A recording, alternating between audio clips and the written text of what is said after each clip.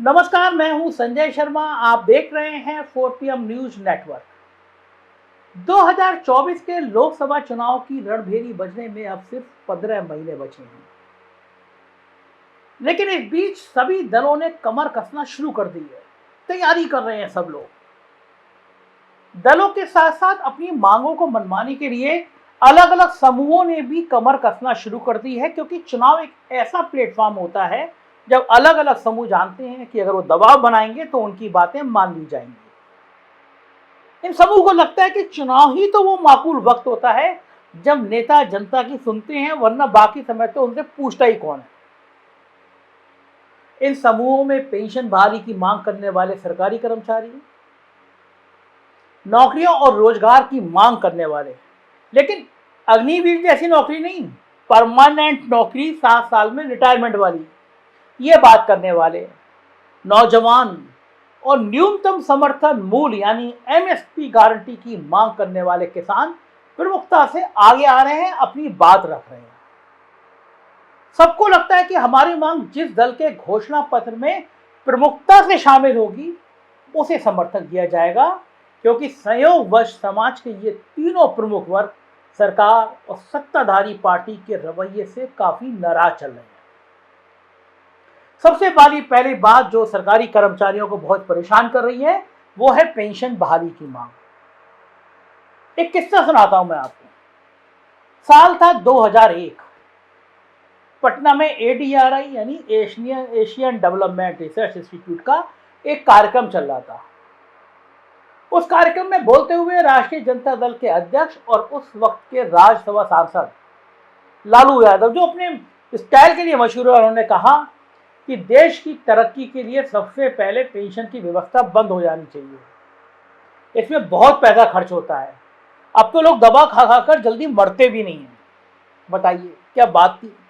बिल्कुल इसी दौर में केंद्र की अटल बिहारी वाजपेयी की सरकार सरकारी खर्च घटाने के उपायों पर विचार कर रही थी, और इसी क्रम में ये विचार आया कि सबसे पहले पेंशन व्यवस्था को खत्म किया जाना चाहिए, क्योंकि इसमें बहुत पैसा खर्च होता है। 40 लाख के करीब केंद्र सरकार के कर्मचारियों की संख्या होती है। इसमें यदि मिलिट्री और पैरामिलिट्री के जवानों की संख्या जोड़ें तो यह और भी ज्यादा हो जाती है। उसी क्रम में लालू यादव के पटना वाले बयान को भी सत्ता पक्ष ने खूब चलाया, चर्चा हुई, और तब सरकार को लगा कि इस मामले में विपक्ष भी विरोध नहीं करेगा। लेकिन रक्षा मंत्री जॉर्ज फर्नांडीज अपने डिपार्टमेंट यानी रक्षा मंत्रालय यानी सेना के लोगों की पेंशन खत्म कराने के विरोध में उतर गए। क्योंकि वही NDA के संयोजक भी थे, लिहाजा सरकार में वो अटल जी के बराबर का रसूख भी रखते थे, इसलिए सेना के लोगों के पेंशन को छेड़ने की बात करने की हिम्मत वित्त मंत्रालय नहीं जुटा पाया। इसके बाद अटल जी की सरकार ने तय किया कि 1 जनवरी 2004 के बाद जो भी सरकारी कर्मचारी सेना और अर्धसैनिक बलों को छोड़कर बहाल होंगे, उन्हें पेंशन की पुरानी व्यवस्था का लाभ नहीं मिलेगा। तब सरकार ने ऐसा करने के लिए राज्य सरकारों पर भी दबाव डाला, ताकि राज्य सरकारें भी अपने राज्य के राजकोषीय घाटे को कम कर सकें। अधिकांश राज्य सरकारों ने सिवाय उस समय बंगाल, केरल और त्रिपुरा और वामपंथी सरकारों को छोड़कर केंद्र सरकार की देखा देखी सबने पुरानी पेंशन व्यवस्था को खत्म कर दिया। लेकिन अब इस व्यवस्था को खत्म हुए लगभग 18 साल से ज्यादा का वक्त बीत गया, यानी 2004, और उसके बाद बहाल हुए लोग अब अपने रिटायरमेंट की उम्र सीमा की ओर कदम बढ़ा रहे हैं। ऐसे में उन्हें बुढ़ापे की सामाजिक और आर्थिक सुरक्षा की चिंता सताने लगी है। इसी वजह से पेंशन बहाली की मांग तेज हो गई है। अब चूंकि चुनाव कराने की जिम्मेदारी और EVM कंट्रोल इन सरकारी कर्मचारियों के पास ही होता है, साथ ही इनका अपना परिवार भी एक बहुत बड़ा वोट बैंक बन जाता है।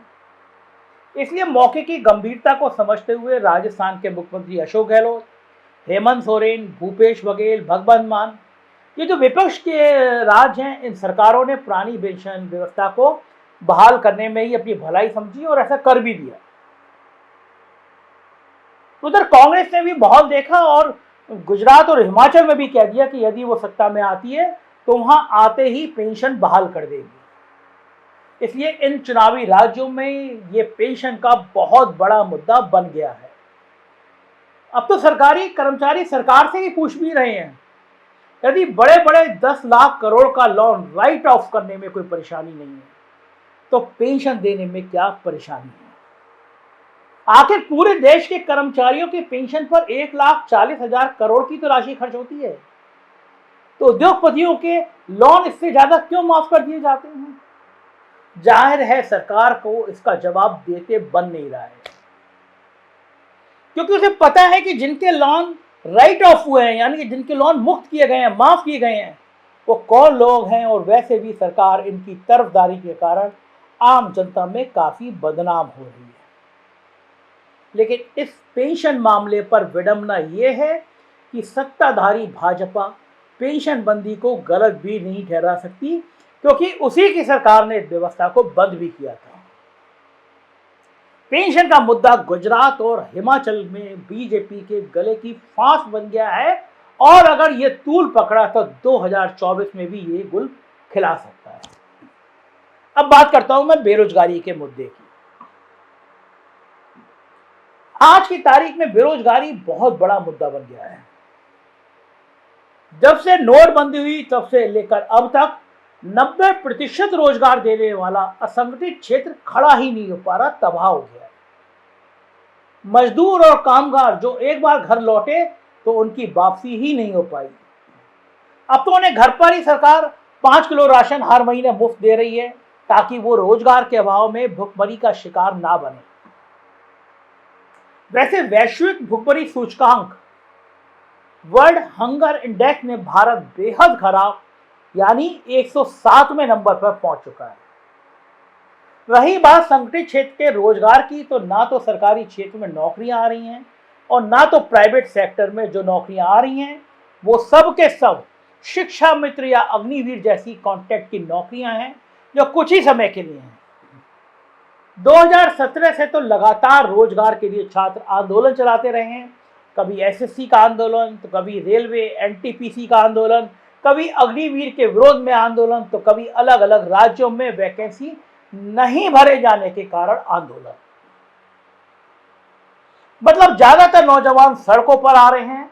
ऊपर से तुर्रा ये कि कैलाश विजयवर्गीय जैसे भाजपा नेता ये कहकर छात्रों का गुस्सा और बढ़ा देते हैं कि घबराओ मत, अग्निवीर में 4 साल पर रिटायर होने के बाद हम भाजपा कार्यालय में तुमको गार्ड की नौकरी दे देंगे। तो यह हालत है खुद प्रधानमंत्री कार्यालय के राज्य मंत्री डॉक्टर जितेंद्र सिंह। राज्यसभा में राज्य मंत्री डॉक्टर जितेंद्र सिंह की स्वीकारोक्ति राज्यसभा में हंगामा मचा चुकी है कि केंद्र सरकार में 8,72,000 पद खाली पड़े हैं। सोचिए जब केंद्र में इतने पद खाली हैं तो डबल इंजन की राज्य सरकारों का हाल क्या होगा।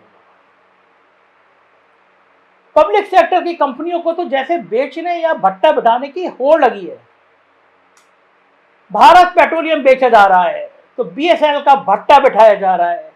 सोचिए यदि 4G और 5G के जमाने में बीएसएनएल पर ताकतवर होता तो देश में आज कितना रोजगार दे रहा होता। कमोवेश यही हालत प्राइवेट सेक्टर की है।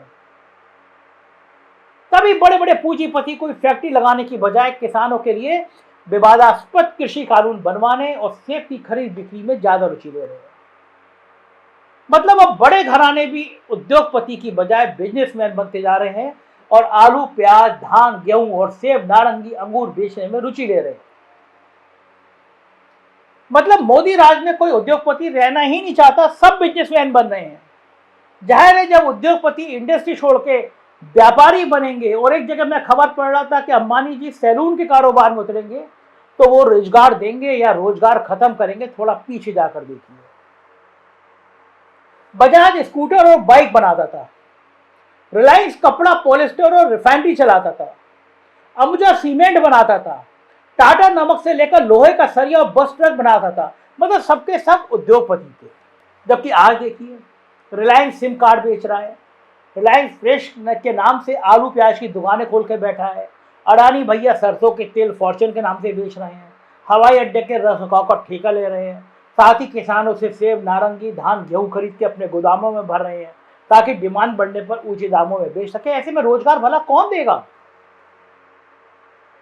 ऐसे ही देश में 94 करोड़ बेरोजगार नहीं बढ़े हैं और 45 करोड़ लोगों ने नौकरी की उम्मीद छोड़कर घर में बैठना स्वीकार नहीं किया है, बल्कि उसके पीछे सरकार की प्राथमिकता सूची से रोजगार का हटना और उद्योगपतियों का बिजनेसमैन में, व्यापारी में, छोटे व्यापारी के रूप में बन जाना, सरकार को उसे बिजनेस व्यापार में घुसने की इजाजत देना भी बेरोजगारी का एक बड़ा कारण रहा है।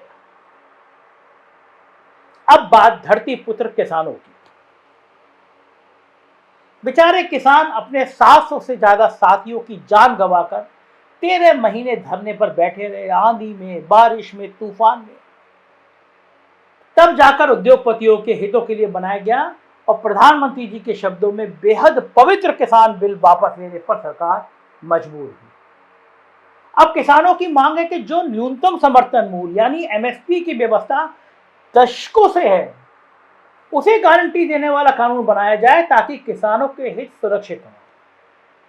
किसान संगठनों का मानना है कि बिना एमएसपी की गारंटी कानून के एमएसपी सिर्फ प्रतीकात्मक है और कुछ ही किसानों को इसका लाभ मिल पाता है। लेकिन यदि इसकी गारंटी मिल जाएगी तो सबको इसका लाभ मिलेगा। यहां तक कि गारंटी कानून बनने के बाद मार्केट के प्लेयर में भी एमएसपी पर ही खरीद करने को मजबूर होंगे, जिससे किसानों की आय बढ़ेगी। अभी भी देश में 58% आबादी कृषि और इससे जुड़े कामों में लगी है, लेकिन देश की जीडीपी में उसका योगदान सिर्फ 13% है। सोचिए, देश की आधी से ज्यादा आबादी कितने कम पर कितनी गरीबी में गुजारा कर रही है। देखते हैं कब और कौन सी पार्टी किसानों को उनका हक दिला पाने का वादा करती है। फिलहाल तो किसान, नौजवान और कर्मचारी सब मिलकर इस स्थिति में तो पहुंच ही गए हैं कि आने वाले चुनावों के नतीजों को वो प्रभावित कर सकती है।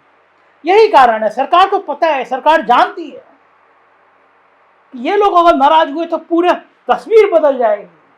कैसे रोका जाए? एक ही तरीका, फेवरेट तरीका, हिंदू मुसलमान। देखना यह है कि अब ये मुद्दे ज्यादा काम करेंगे या गोदी मीडिया दिन भर अपने चैनल में जो आग लगाता है वो ज्यादा काम करेंगे। सच क्या होगा ये जानना है तो देखते रहिए 4PM न्यूज नेटवर्क। यही चैनल है जो सच बोलेगा, गोदी मीडिया नहीं बनेगा। उत्तर प्रदेश की खबरें देखना हो तो 4PM यूपी और बिहार की खबरें देखना हो तो 4PM बिहार सब्सक्राइब करिए। साथ रहिएगा, प्यार दीजिएगा। शुक्रिया।